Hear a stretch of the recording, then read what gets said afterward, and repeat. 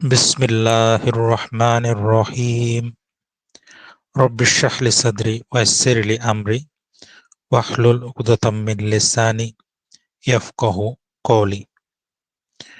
পবিত্র শুক্রবারের দিন রাসূল সাল্লাল্লাহু আলাইহি ওয়াসাল্লামের একটি গুরুত্বপূর্ণ হাদিস বলবো ইনশাআল্লাহ। হযরত আব্দুল্লাহ ইবনে আব্বাস রাদিয়াল্লাহু তাআলা আনহু থেকে বর্ণিত, রাসূলুল্লাহ সাল্লাল্লাহু আলাইহি ওয়াসাল্লাম বলেন, আল্লাহ তাআলা সমস্ত পুণ্য ও পাপকর্ম লিখে রেখেছেন। তারপর স্পষ্টভাবে বর্ণনা করে দিয়েছেন। সুতরাং যে ব্যক্তি কোনো সৎ কাজে নিয়ত করল কিন্তু তা বাস্তবায়ন করল না, আল্লাহ তাআলা তার কাছে একটি পরিপূর্ণ সৎকর্ম রূপে তা লিপিবদ্ধ করেন। আর যদি সৎকর্মের ইচ্ছা পোষণ করে এবং তা কার্যে পরিণত করে, তবে আল্লাহ তাআলা তা লেখেন 10টি সৎকর্ম থেকে 700 গুণ পর্যন্ত এবং তার চেয়েও বহুগুণ বেশি। পক্ষান্তরে যদি কোনো মন্দ কাজের ইচ্ছা করে কিন্তু তা কার্যে পরিণত না করে, তবে আল্লাহ তাআলা নিজের কাছে একটি পরিপূর্ণ সৎকর্ম রূপে তা লিপিবদ্ধ করেন। আর যদি মন্দ কাজের ইচ্ছা করে এবং তা কার্যেও পরিণত করে, তবে আল্লাহ তাআলা তা একটি মন্দ কাজ রূপেই লিপিবদ্ধ করেন। এই হাদিসটি এসেছে বুখারী এবং মুসলিম শরীফে। এই হাদিসটি ব্যাখ্যায় বলা হয়েছে, এই হাদিসটি একটি হাদিসে কুদসি। হাদিসে কুদসি হচ্ছে এমন একটি হাদিস যা রাসূল সাল্লাল্লাহু আলাইহি ওয়াসাল্লাম আল্লাহ তাআলার বরাতে বর্ণনা করেছেন। অর্থাৎ রাসূল সাল্লাল্লাহু আলাইহি ওয়াসাল্লাম বলেছেন যে এটি আল্লাহ তাআলা বলেছেন, সেভাবে হাদিসটি বর্ণনা করা হয়েছে। সুতরাং এই হাদিসে কুদসিগুলো হচ্ছে গুরুত্বপূর্ণ হাদিস, কারণ এটা আল্লাহ তাআলা রাসূল সাল্লাল্লাহু আলাইহি ওয়াসাল্লামকে ডাইরেক্ট এটা বর্ণনা করেছেন। এই হাদিসে নিয়তের গুরুত্ব ফুটিয়ে তোলা হয়েছে।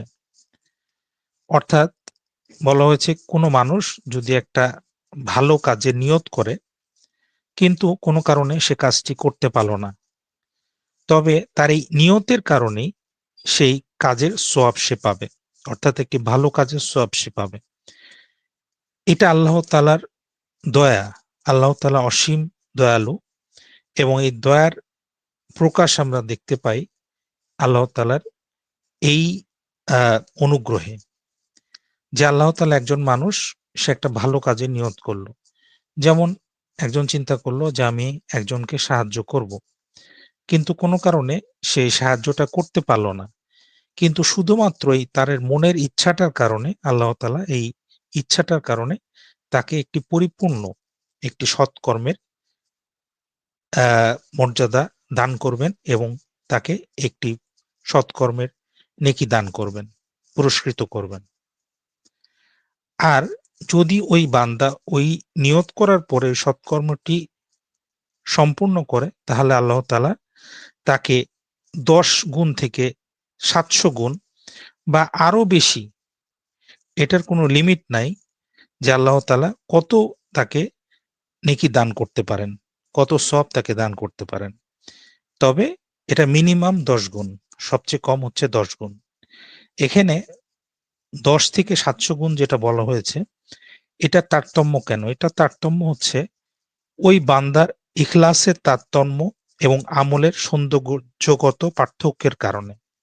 অর্থাৎ অনেক মানুষের ইখলাস অর্থাৎ তার ভিতরে আন্তরিকতা, সততা কতখানি আছে এবং তার ভিতরে রাসূল সাল্লাল্লাহু আলাইহি ওয়াসাল্লামের সুন্নাহ অনুযায়ী সে তার এই সৎকর্মটা করতেছে কিনা, এই সবকিছু আল্লাহ তাআলা বিচার করবেন এবং তারতম্য অনুযায়ী তাকে তার নেকি দেয়া হবে। তবে এটা আল্লাহ তাআলা বহুগুণ তার এই নেকিটা দান করেন। আর যদি কোনো অসৎ কাজে নিয়ত করে একজন বান্দা, তাহলে শুধু নিয়তের কারণে সে কোনো গুনাহ হয় না। দেখেন এখানে আমরা দেখতেছি একটা মানুষ একটা ভালো কাজে নিয়তের কারণে একটি পরিপূর্ণ ভালো কাজের নেকি পাচ্ছে।